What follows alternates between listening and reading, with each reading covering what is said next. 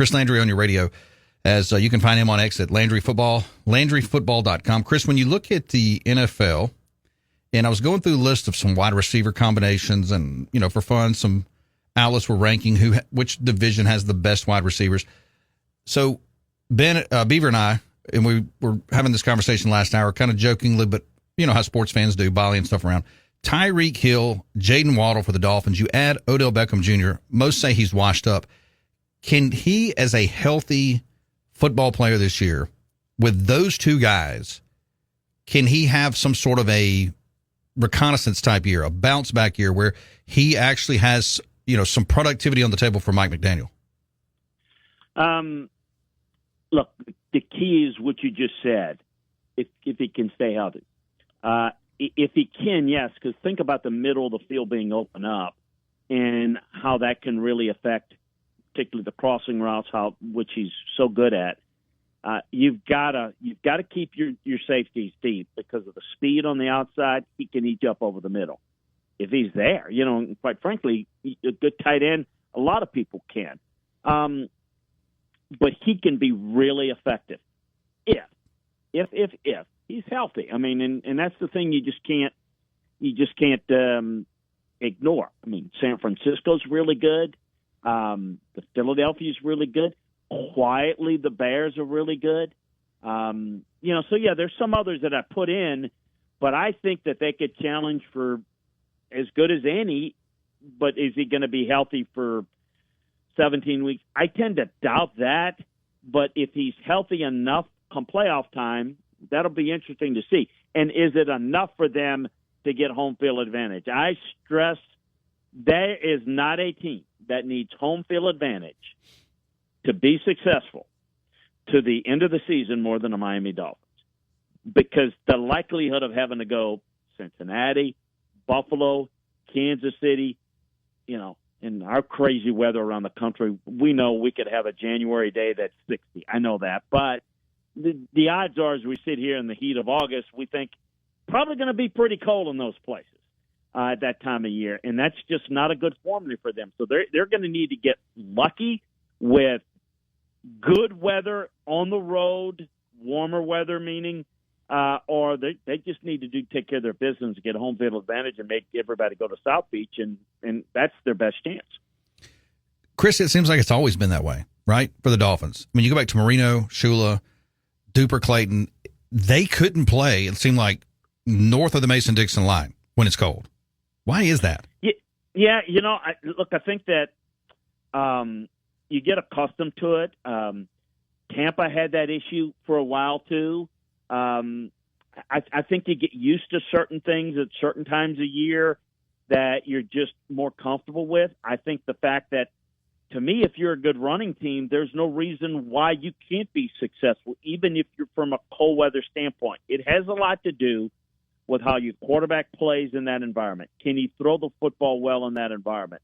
Tua's got a good arm, but, a lot of how they, in this particular team, likes to work their route concepts, particularly the deep ones, if you got windy weather. And to me, I think it's windy comes a lot with cold weather.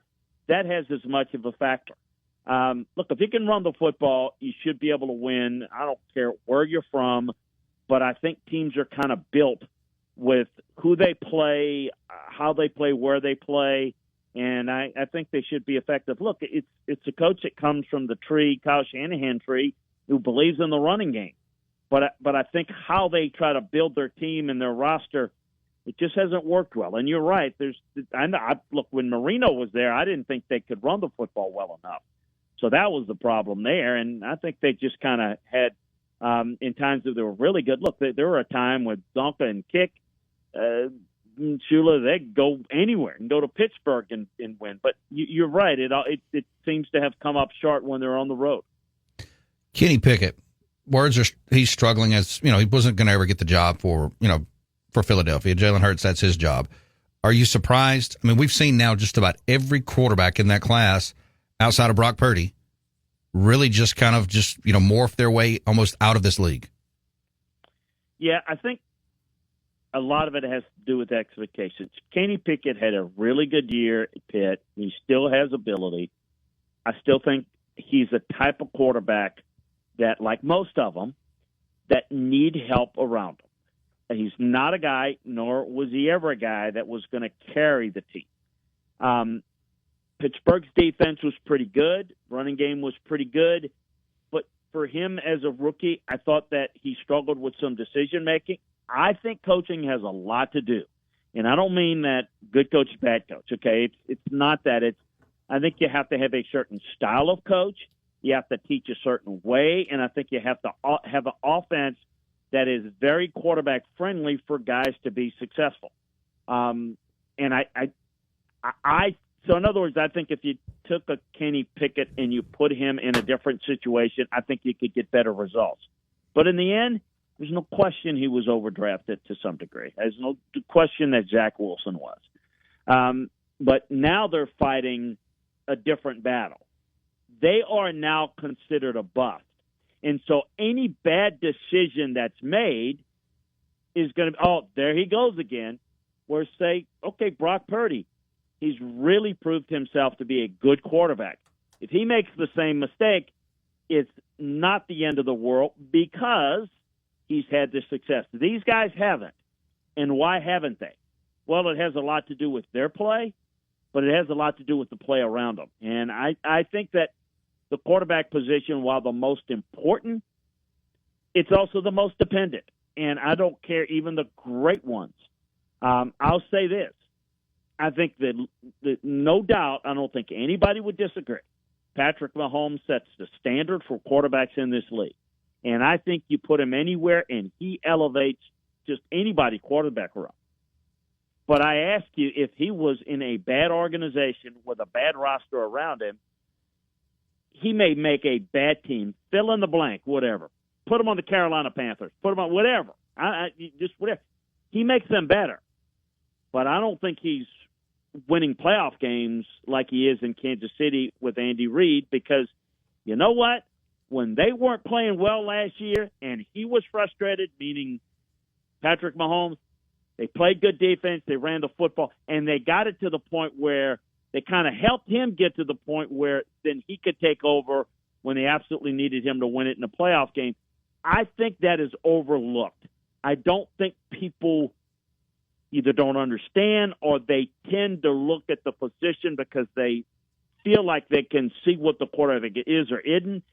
I don't think they truly get how important the play is around every quarterback, and it could make one look bad. I mean, I saw a Patrick Mahomes lose a Super Bowl because they couldn't block a soul in that game, and that has an effect. Drop balls has an effect.